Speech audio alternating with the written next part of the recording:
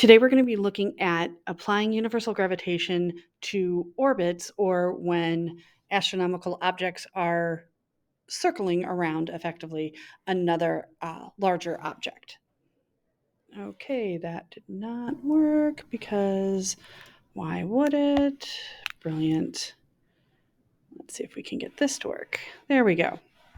So we just went over the law of universal gravitation from Newton, that the force of gravity is equal to the universal gravitation constant, that very tiny number, 6.67 times 10 to the negative 11th, Newton's meter squared per kilogram squared. And then it's multiplied by the mass of object 1, which is multiplied by the mass of object 2. And that entire quantity is divided by the distance between the centers of the two objects squared. Okay. Now, when you're talking about something moving in an orbit, orbits, we're going to basically right now consider them as being circles. Okay. If we look at, say, the Earth being orbited by, say, a satellite, okay, we're going to be looking at something called the orbital radius, which would be the distance from the center of the Earth to the center of the object. Okay, orbital radius is always going to be the 2. Okay, then there's the concept of something called the altitude.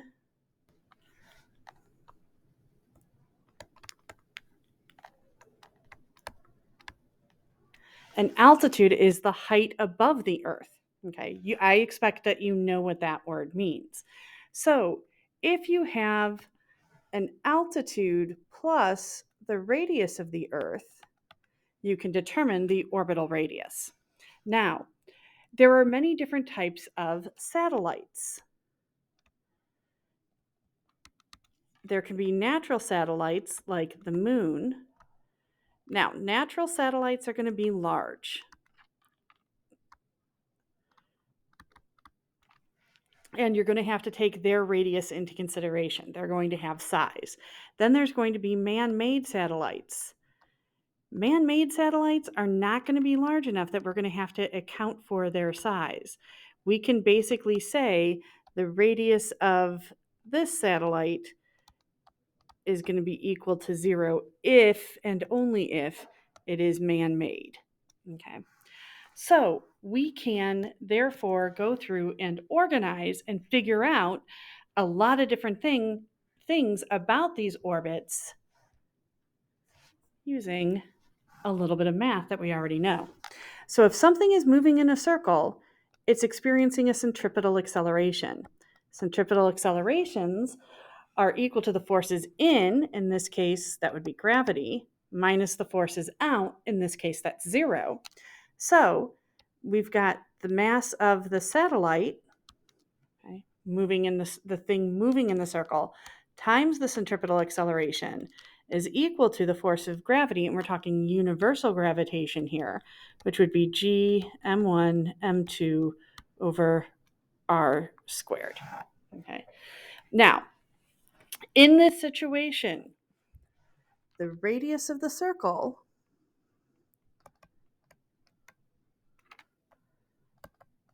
equals the distance between the centers.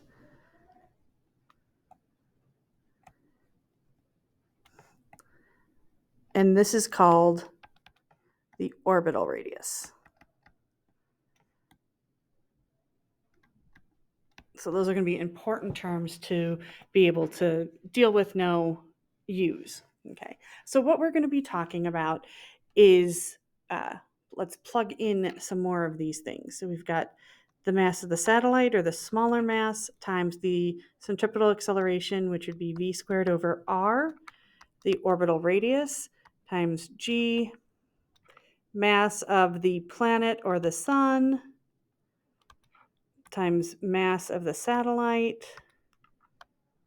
divided by the radius squared. So time to do a little bit of canceling. We can get rid of the mass of the satellite, which means we don't have to worry about how massive the moon is or the satellite we're launching into space, how fast it needs to be going and where it is, okay, is a function simply of uh, the planet that's being held and where you're trying to place it. That tells you how fast you have to have it going. Okay, so let's get back to moving along here for a little bit. We can say that the velocity of something moving in a circle would simply be the circumference over the period, and that would be equal to g mass of the planet over r. Now, we can't go ahead and cancel just yet because this whole left-hand side needs to get squared, so let's do that first. 4 pi squared r squared over tau squared equals g mass of the planet divided by r. In this case, the r's aren't going to cancel because it's in the denominator on the right-hand side, but the numerator on the left-hand side. So let's take a second and get rid of both denominators. So I'm going to multiply both sides by period squared and by the radius. Okay. And that will lead us to 4 pi squared r cubed is equal to g mass of the planet times the period squared. This is going to be super helpful. All right. Now, I am expecting you to start derivations like this from the beginning, from the fundamental foundation that centripetal force is caused by the force of gravity. Okay. What you're going to do is then relate centripetal force to MAC and relate the force of gravity to the universal gravitational force, centripetal acceleration, okay? Do some plugging in, velocity, we're going to plug in here. And from this point forward, okay, it's all going to be basically about we're done with the physics, effectively. What we're going to be doing is all of the algebra, okay? I expect you to start here. I expect you to go through these steps. All right. That said, we can now say, find what is the period of the orbit in terms of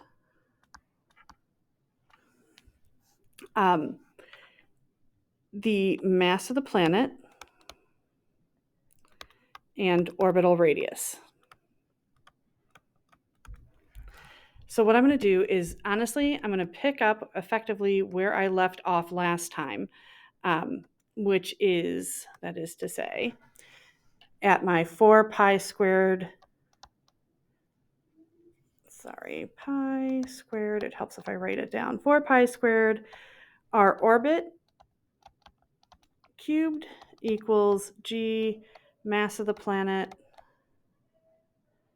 times period squared. Okay.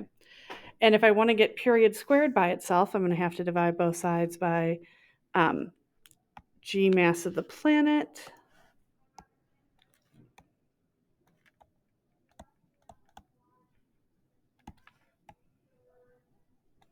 And that is going to give me that the period would be the square root of 4 pi squared r orbit cubed over g mass of the planet.